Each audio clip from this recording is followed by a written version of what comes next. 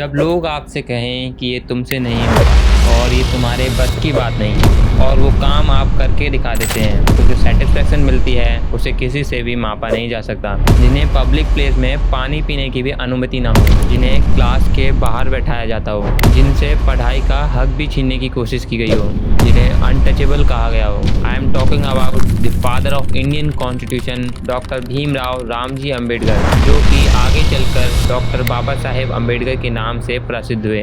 Doctor Baba Saheb Ambedkar पढ़ने में इतने अच्छे थे कि 64 सब्जेक्ट के वो मास्टर बने, 9 भाषाओं के जानकार थे। लंदन स्कूल ऑफ इकोनॉमिक्स से जो कोर्स 8 साल में खत्म होता था, उन्होंने वो कोर्स 2 साल 3 महीने में खत्म कर दिया था, क्योंकि वो रोजाना 21 घंटे तक पढ़ाई करते थे। कोलंबिया यूनिवर्सिटी ने 2004 में टॉप स्कॉलर की एक लिस्ट निकाली, जिसमें जो नंबर 1 पर नाम था वो बाबा साहेब अम्बेडकर का था। बाबा साहेब जब कोलंबिया यूनिवर्सिटी में पढ़ने के लिए गए तो वहाँ की जो लाइब्रेरी थी उसमें जो पियोन आता था, दरवाजा खोलता था, उससे भी पहले डॉक्टर बाबा साहेब अम्बेडकर पहुंच जाते थे और सबसे आखिरी में वहां से जाया करते थे, जब तक वहां का पियोन लाइब्रेरी बंद करने वाला ना हो। कई बार तो बाबा साहेब पियोन से रिक्वेस्ट करते थे कि थोड़ा और टाइम दे दो, थोड़ी देर और लाइब्रेरी खोल लो, थोड़ा और पढ़ लूंगा। 18 घंटे रोजाना पढ़ाई करते थे। एक बार पियोन ने पूछा कि क्यों तुम इस तरह दिन भर पढ़ते रहते हो, दोस्तों के साथ मज़े क्यों नहीं करते? तो बाबा साहेब ने कहा, अगर मैं भी यहाँ मज़े करूँगा तो उनका ख्याल कौन रखेगा।